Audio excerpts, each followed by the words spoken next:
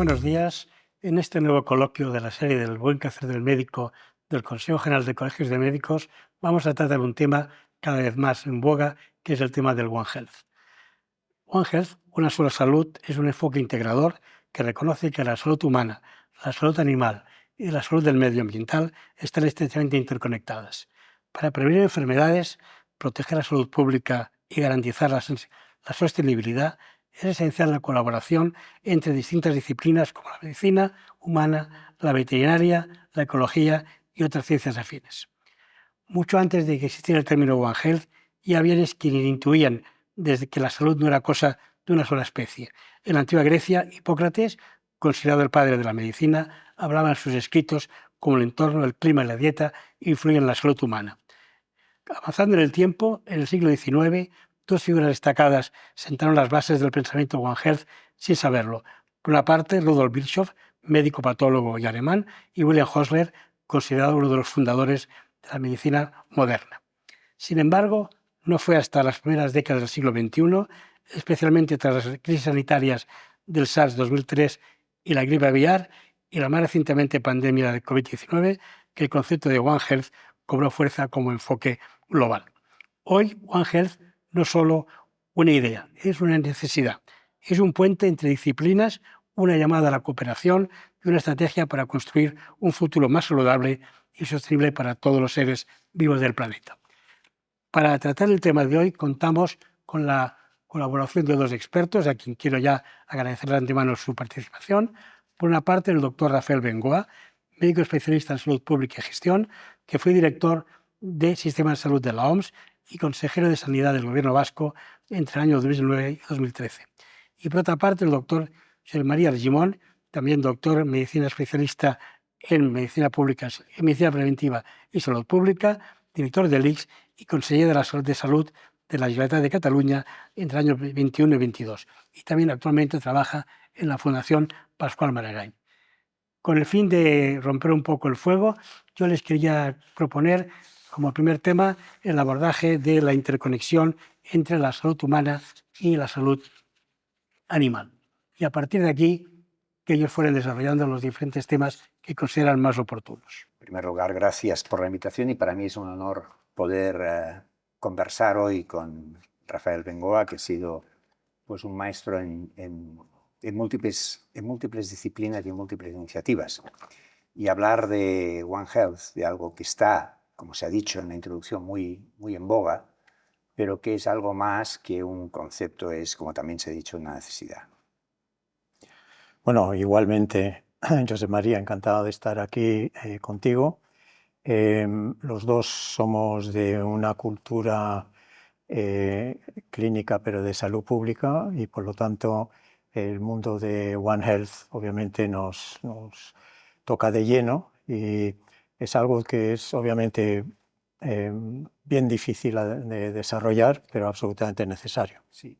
De entrada, la idea de compartir esfuerzos, conocimientos entre distintas disciplinas y por tanto también entre distintos profesionales del mundo de la salud humana, veterinarios, personas expertas en ciencias del medio ambiente, investigadores, porque aquí hay un potencial de investigación impresionante para conseguir algo que es importante, que es mejorar la salud.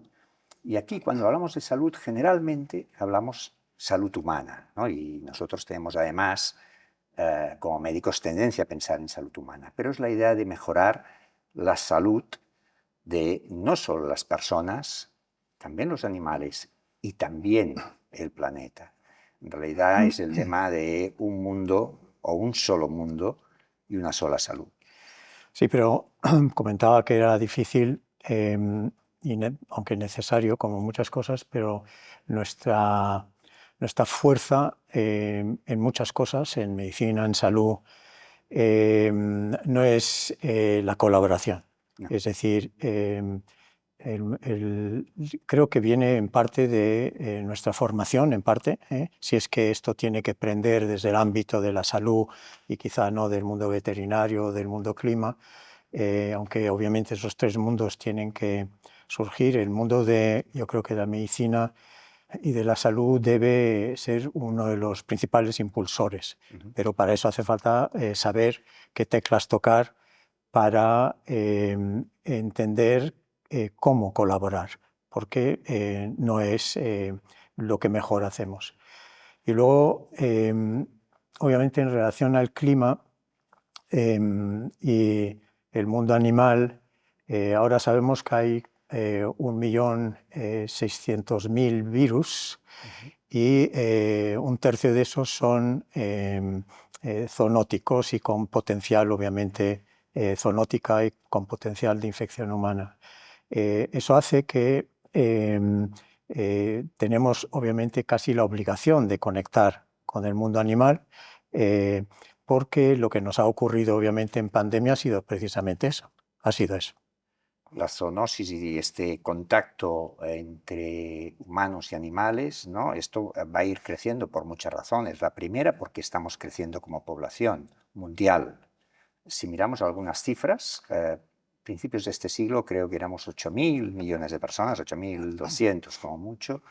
En el año 2050, que nos parece muy lejos, pero es de aquí 2 décadas, se estima que seremos 9.700 millones de personas. Y esto implica muchísimas cosas. Implica que nos expandimos, con lo cual también, entre comillas, invadimos hábitats de otras especies y también facilita esta conexión entre animales y humanos y, por tanto, la posibilidad de zoonosis.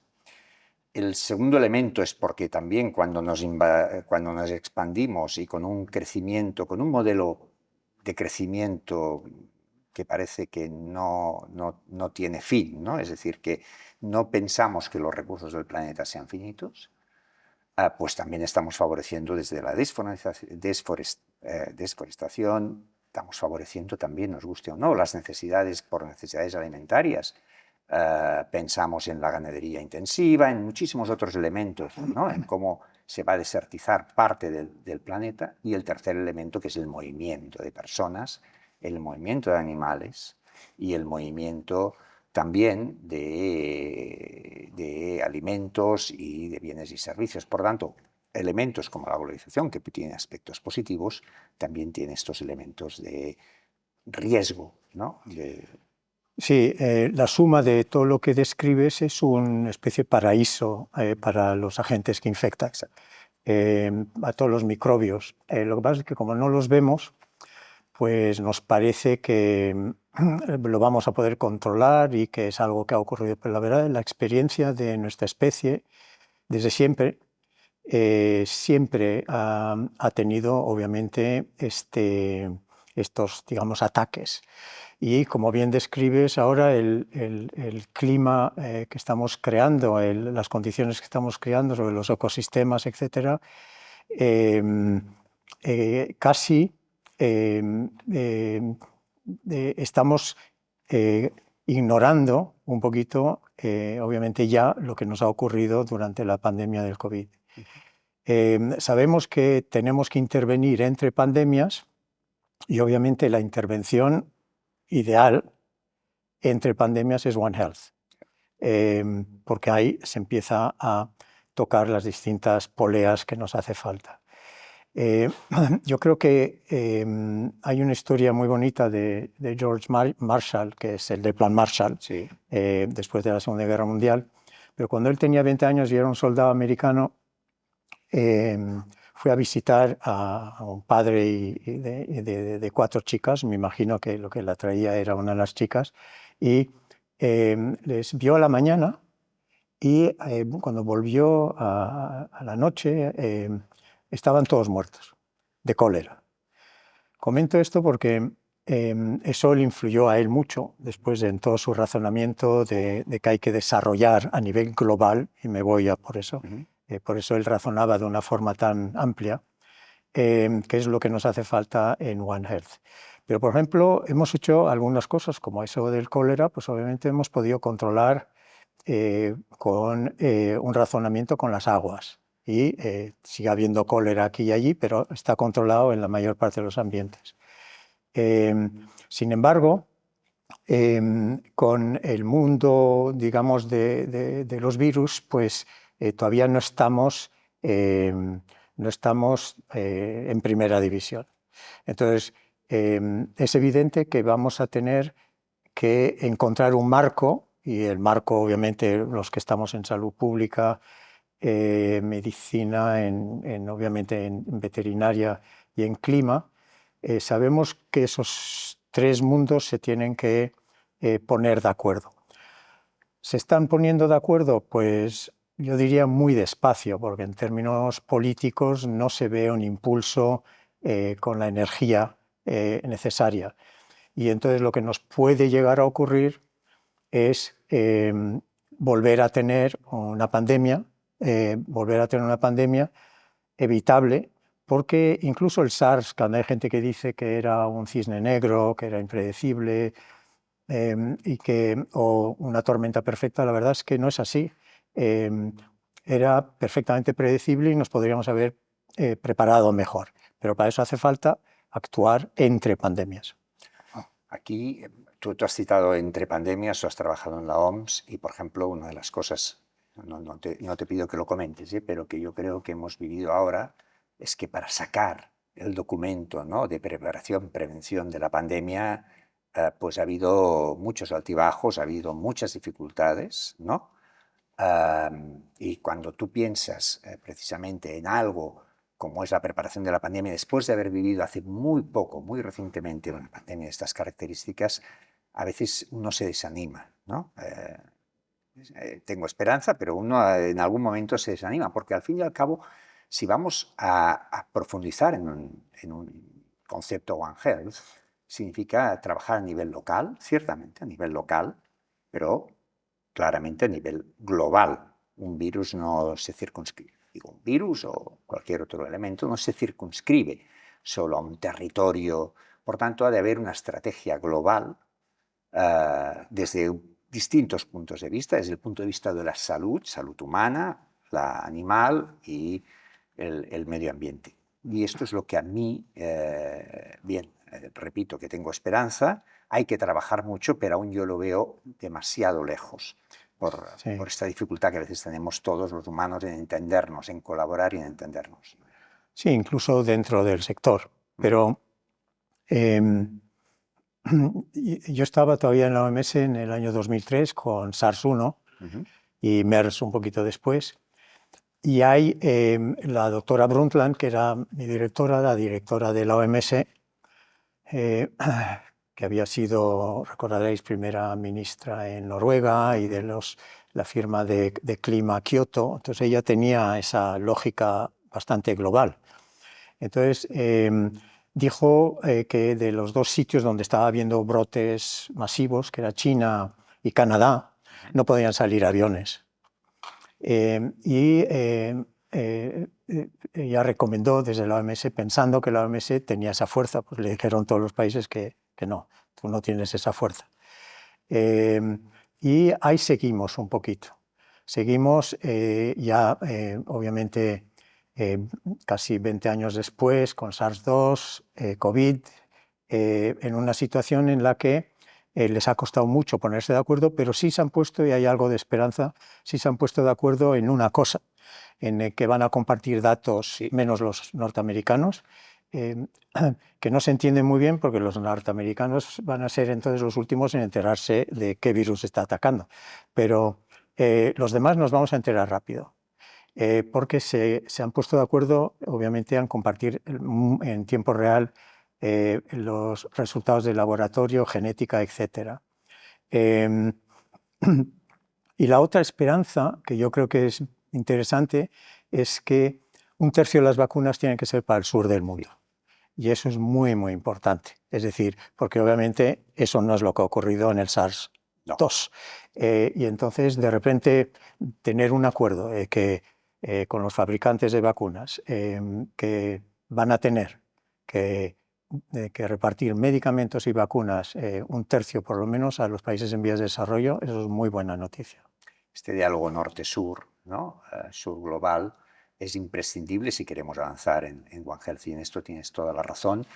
Y parece que aprendemos un poco, esperemos, ¿no?, de la lección de SARS-CoV-2. Es decir, nosotros nos íbamos Nosotros hablo de los países más desarrollados, nos íbamos vacunando, primera vacuna, segunda, tenías obsesión por la tercera vacuna, revacunar y más, y tenías, por ejemplo, en la África subsahariana, pues no llegaba al 20%, con lo cual decías, oye, es que el virus, ¿no?, va a ir circulando, ¿no? Hágalo, aunque sea solo de manera egoísta, solo por egoísmo, ya no digo por un tema de solidaridad y de cooperación, no, egoísta, pero era muy difícil. Y esto es verdad que desde este punto de vista es un elemento muy positivo.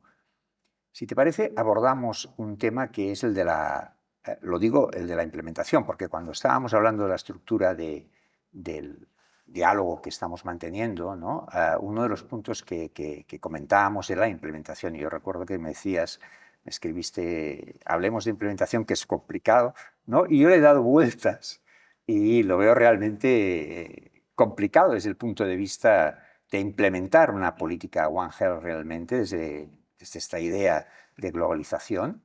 Y también incluso, entre muchas cosas, necesitas compartir datos, que esto es verdad, que con el plan de preparación de pandemias es un elemento que se pone encima de la mesa. Hay otro elemento que es el de la financiación, claramente. Hay otro elemento, el de la educación o la formación, porque es verdad que, como siempre, la formación va muy compartimentada, ¿no? Humanos por un lado, veterinarios por otro. Recordar que uno de los que hemos citado, uno de los que ha citado en la introducción, que era Osler, él preconizaba en los estudios de medicina y veterinaria, es decir, un siglo antes, un doble grado de medicina veterinaria desde este punto de vista, pero también la formación, ¿no?, que no sea tan compartimentada, que hay una formación realmente One Health, profesionales que tienen esta visión One Health, humanos, animales, medio ambiente y elementos de política sanitaria. Sí, eso no había pensado, es muy, muy interesante que haya formación conjunta. Y habría que meter clima en toda la película. Pero es evidente que eso no va a ocurrir desde el mundo estrictamente hospitalario. No. Porque ahí llegan algunas infecciosas, pero llega la gente a repararse. Es por eso, entonces, uno de los temas de implementación es evidente que necesitamos un sistema de salud, el de salud y servicios sociales, mucho más centrado en la palabra comunitaria. Y esta iniciativa del Consejo General pues tiene varias,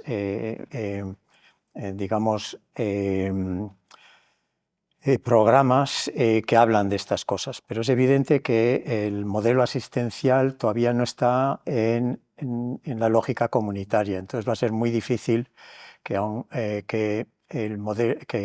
aquellas personas que reciben una formación, como comentas, combinada de veterinaria, de medicina, luego se encuentren con un modelo que no razona en términos preventivos o comunitarios. Entonces es importante que esos dos movimientos ocurran a la vez. Y también en relación a la implementación hay una nota de esperanza, que es que de ese 1.600.000 virus que comentaba antes y que muchos tienen potencial pandémico,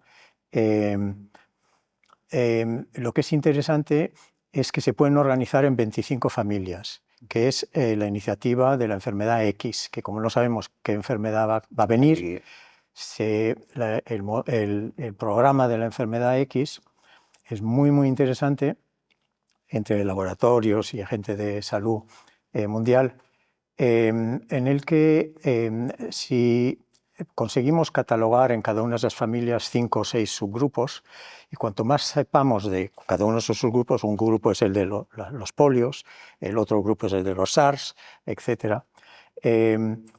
Si conseguimos catalogarlos y saber bastante de prácticamente todas esas 25 familias, vamos a poder anticipar la vacuna en 100 días en lugar de un año, que ya es récord, que ya era récord, pero poder anticiparla en 100 días, y por eso se llama Enfermedad X Proyecto 100 días. Y eso es muy, muy interesante porque eso le hace falta lo que comentas, dinero, fondos, energía política, etc. Yo veo muy poca discusión sobre eso en España. No, ¿Entiendes? Alguien irá a las reuniones sobre esto internacionales, pero no hay mucha educación sobre eso. no, y hay muy poca discusión política, que ahora no vamos a entrar, pero hay poca discusión política en el sentido, hablo de ponerlo en el debate, ¿no? Que tiene evidentemente muchísimas derivadas, ¿no? Está el debate más científico, está el debate más académico, pero no realmente el salto hacia al final los decisores, ¿no? Porque al final alguien puede pensar, bueno, la política no, pero la política es la decisión de cada día que nos afecta a todos. Y en este sentido yo creo que hay poco debate. Y otro poco debate, en este caso ya es más nuestro, ¿no? Y que nos puede afectar también a nosotros, es la idea de pensar que no predomina una salud sobre la otra. Es decir, nosotros, y por defecto y efecto de formación, todos pensamos la salud humana y subrogamos la salud animal y la salud planetaria, o la intentamos de algún modo mejorar, porque de este modo mejoraremos la salud humana. Pero la idea es, si tenemos un pensamiento holístico, en el sentido de, oiga, no hay un predominio de una salud sobre la otra, son todas las tres salud que van juntas y que con esto vamos a crecer. Sí, además, eso nos lleva a empezar a razonar la resistencia antimicrobiana, no solo en relación a lo que hacemos en medicina, No. que no lo estamos haciendo muy bien, No. porque España es uno de los países que también sobreprescribe antibióticos cuando no hacen falta, pero eso es en medicina. Entonces, en veterinaria hay que imaginarse que es mucho peor, porque se da en el mundo vacuno, en el mundo animal, se da a nivel preventivo. Y entonces, aquellas que comentabas antes, esa intensidad en la forma de trabajar el mundo animal y el impacto sobre el ecosistema y ese mundo animal, si empiezas a tener con alta intensidad miles de vacas, por ejemplo, juntas, se están contagiando. Absolutamente. Entonces, dicen, pues entonces les vamos a hipervacunar. No, porque estás creando una situación muy complicada en términos de resistencia antimicrobiana. Entonces, es simplemente un ejemplo de lo que comentas, de que todo está unido con todo unido. Y por lo tanto, si queremos realmente trabajar One Health, va a hacer falta que en esta sala se sienten ya no cirujanos, sino que se sienten salud, clima y obviamente veterinaria juntos. Que se sienten, pero que nadie se tumbe en la sala de disección. Solo un dato sobre la resistencia antimicrobiana: 700.000 muertes por resistencia antimicrobiana en el mundo. Sí, sí. Y creciendo. Desde este punto de vista, y solo con esta cifra creo que da que pensar y da, pues esto, para plantearse claramente la necesidad de One Health. Y te obliga un poquito, obviamente, volvemos un poquito al liderazgo político, ¿no? Claramente. Comentabas, es decir, a nivel micro, esto no va a ser posible si no se crea un entorno favorecedor. Y para eso hace falta que la palabra salud pues, esté donde tiene que estar. No sé cuántas veces, por ejemplo, en el Parlamento Nacional este año se ha hablado de salud. Me gustaría saberlo, Sí. porque si no hablas de salud, si no hablas del modelo asistencial, si no hablas de One Health, sabemos que ahora están ocupados en otras cosas, pero es evidente que vamos a tener que depender de lo que han aprendido otros en lugar de nosotros. Y nosotros tenemos un modelo de salud pública, un modelo asistencial que recorre y que cubre bien la población.